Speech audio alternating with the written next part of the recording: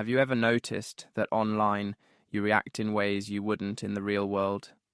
If you train a dog to perform a task through repetition over and over, eventually that dog will do it instinctively, without thought. That's exactly what is happening to your id. Social media, algorithms, and engineered outrage are rewiring your brain for instant gratification, for dopamine hits that override your ability to think, reason, and reflect. You are being trained not to think, but to react. Step outside your social self for a moment. As an administrator overseeing tens of thousands of people, I see waves of anger, hostility, and reactionary hate. I ask you, are you really angry at that person, that post, that opinion? Or are you simply reacting, chasing that quick, momentary adrenaline rush? We are living in the age of information enlightenment, yet an information war is being waged against your mind. The very platforms meant to connect us are conditioning us to be divided, to respond impulsively rather than engage with wisdom and maturity. And I admit, I've fallen into the same trap. I'm only human, but I force myself to think, not just react. My fellow Americans. When I see hateful rhetoric, I look beyond the words. I check profiles. I try to understand who you are in the real world. And what do I find?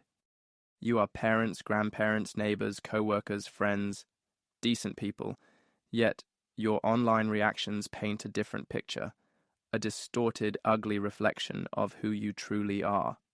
So I ask you, why share your hate when you could share your wisdom? In an era where manipulation is at its peak, be an advanced human, an enlightened mind.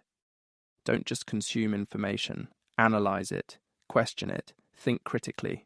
Don't be a programmed reaction, be a force of reason, understanding, and love, because that is who you truly are. I love you. You are my brother, my neighbor, my countryman. I have stood side by side in combat with whites, blacks, yellows, reds, browns, tans, gays, lesbians, males, females, every part of what makes America the greatest melting pot in the world, and I would not have it any other way. I would die for you and my country. I have spilled blood in defense of our nation, on your behalf and mine. Let us engage, not as enemies, but as fellow human beings seeking truth, understanding, and unity. If I am lost, help me find my way, not through hate, but through love.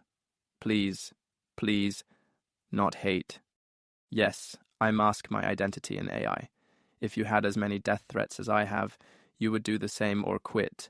But this is an information war, and we must not give up or give in. I am Hayes Fierro, and I fight for you every day. If you want to help, start by being kind. Everything else, we can work out with patience, reason, and love.